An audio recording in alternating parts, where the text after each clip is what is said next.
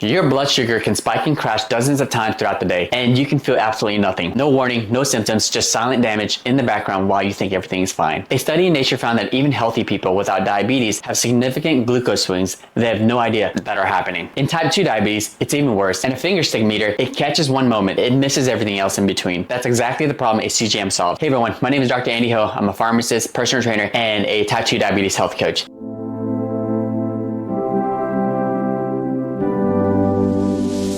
Today, we're breaking down what a CGM is and what it actually shows and whether you need one or not. So CGM stands for Continuous Glucose Monitor. A small sensor back of your arm measures glucose in real time every few minutes, day and night. Unlike regular meter, it doesn't just give you a number. It gives you a trend arrow. Is your blood sugar going up? Is it going down? Is it steady? That arrow changes everything. Knowing your blood sugar is 130 is useful. Knowing it's 130 and climbing fast after breakfast, that tells you what's about to happen before it happens. Think of a finger stick as one photo, and a CGM is the entire movie. Every spike, every dip, all day, all night. Here's where it gets eye-opening. Even for people who've had type 2 diabetes for years, your personal food response, two people eat the exact same meal, completely different blood sugar reactions. White rice might barely move yours and spike someone else by 60 points. A CGM shows you your body, not just the general rule. Stress, sleep, no food, no snack, just a stressful afternoon or a bad night's sleep, and your blood sugar goes up. Cortisol tells your liver to dump glucose into your blood. Most people have no idea this is happening because they feel totally fine. Exercise working in real time.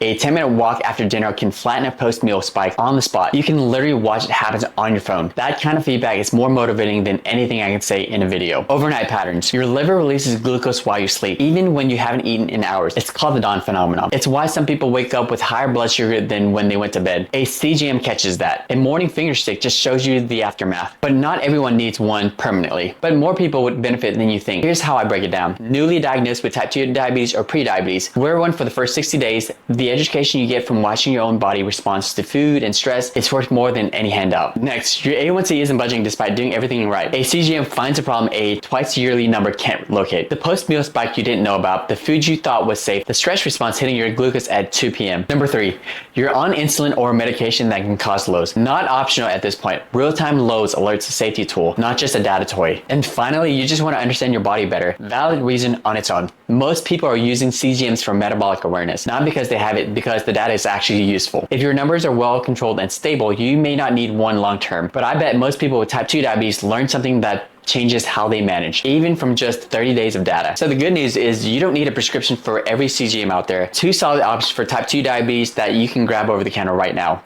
Dexcom Stelo, the first FDA cleared OTC CGM built specifically for people with type 2 diabetes not on insulin. It's 15 days wear, connects to your phone, and launches in 2024. No prescription, no barrier. Your next option is the Abbott FreeStyle Libre 2. It's accurate, widely available, over the counter. The Libre 3 is even smaller, the tiniest sensor on the market right now, though it may need a prescription depending on where you get it. Both connects to a free app, both gives you real-time data within minutes of putting them on. Either one is a solid starting point. On insulin or getting a CGM through your doctor, ask about prescription options. Coverage varies, but it's a conversation worth having. So most people with type 2 diabetes are making decisions based on the numbers they get twice a year. A CGM gives you real feedback every single day. It doesn't manage your blood sugar for you, but it shows you what's actually happening in your body in a way nothing else does. And that's where the real progress starts. If this helped, check out my next video on how to actually read and use CGM data once you have it. That's where the real value kicks in. Thanks for watching, guys, and I'll see you in the next one.